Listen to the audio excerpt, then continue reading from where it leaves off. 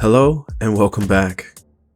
My name is Jamichael, and the podcast you're listening to is called Marked by Words, the place where themes and lessons leave a mark on you, just like a tattoo.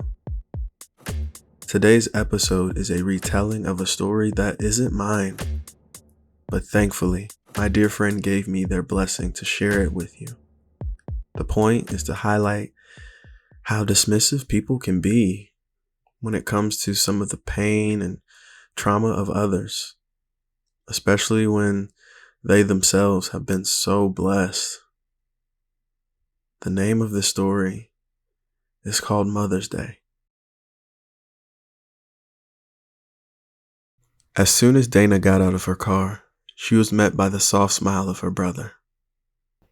"Back again, huh?" Dana chuckled. "I know, right?" Junior replied.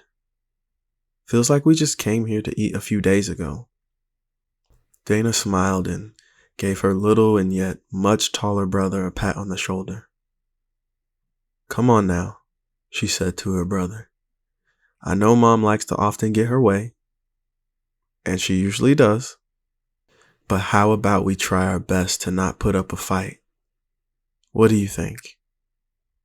"Fine," Junior whispered as they moseyed into the restaurant. Upon entering, they were met by a large group of patrons waiting to be seated. "I guess even coming here in the afternoon didn't even matter," Junior whispered. But luckily, Dana's mom and stepdad had already been seated and were awaiting their arrival. It didn't take long for everyone to find their seats once hugs were exchanged. "Hey Mom, how long have you guys been here?" Dana asked. "Oh, not too long," Dana's mom responded. "Maybe about 10 minutes?" she said, looking over at Dana's stepfather for confirmation, and they soon nodded in unison. Merely a few moments passed by and the waiter approached the table, asking everyone for their drink order. "Actually, in addition to the drinks, can we also just put in the order, for the crab boil?" Dana's mom requested. "The all-you-can-eat crabs?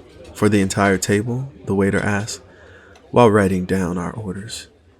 "Yes, sir," Dana's mom said with a smile. "It's a family favorite." With a smile, the waiter took up the menus and said, "I'll be back soon with your order." "Thank you," the entire table said, and got back to catching up, talking about their week before and sharing laughs. No more than 10 to 15 minutes must have passed before the drinks and mountains of crabs arrived to be feasted upon. Everyone stared in awe at the golden shells covered in a plethora of seasoning, and the pools of melted butter on the side that laid before them.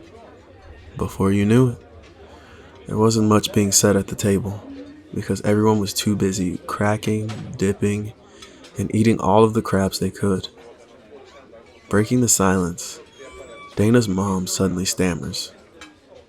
Oh, everybody, my goodness, I have to tell you about the weirdest run-in that I had in the bathroom before y'all made it here." While dipping her crab legs into butter, Dana gave a confused look to Junior. He managed to return the very same look. "Okay," Dana said.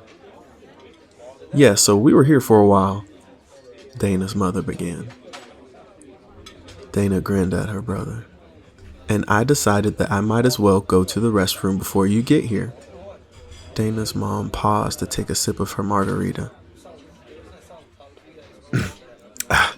"When I went to wash my hands, I saw this woman who was about my age, actually.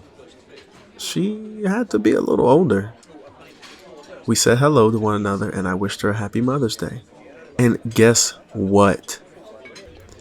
She paused for dramatic effect.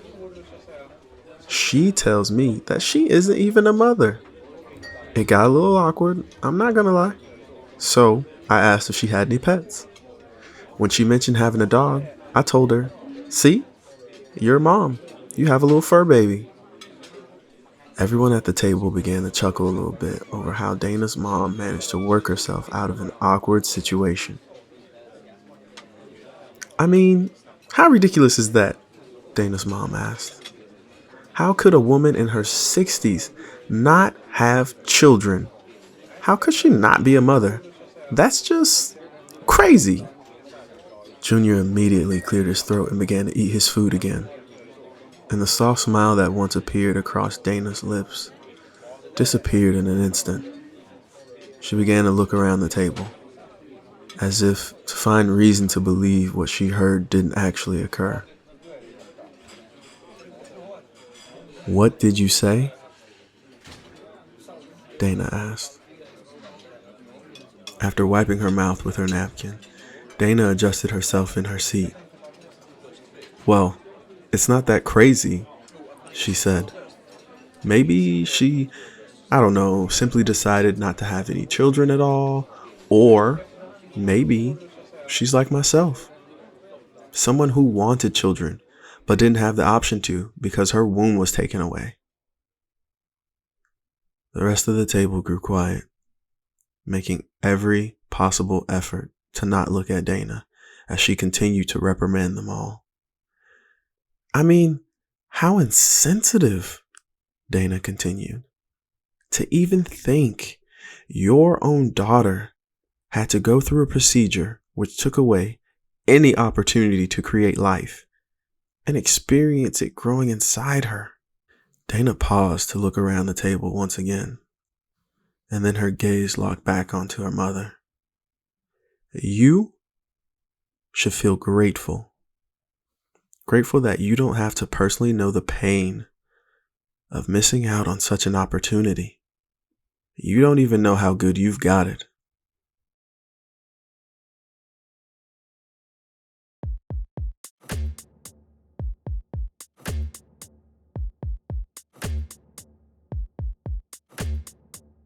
Whew. Let's take a deep breath after that one.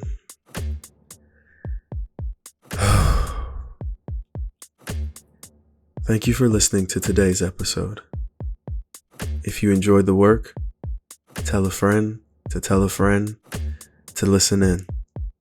You can also stay up to date on the latest episodes by subscribing on whatever platform you listen to podcasts on. The Marked by Words podcast was brought to you by me, Jamichael Prude, and hopes to bring forth creativity through storytelling and conversations highlighting a myriad of subjects. Thank you for listening.